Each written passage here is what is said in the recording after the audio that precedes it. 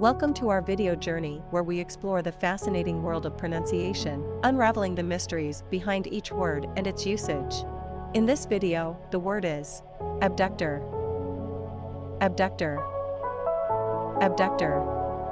Abductor is a noun used to describe a person who forcibly takes someone away from their location against their will, typically through kidnapping or abduction. It refers to the person responsible for the act of abduction. Examples: 1. The police were on the lookout for the abductor who had kidnapped a child from the park.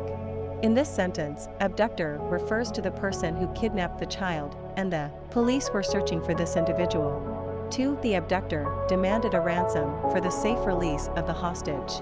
Here, abductor is used to describe the person who had taken a hostage and demanded a ransom for their release.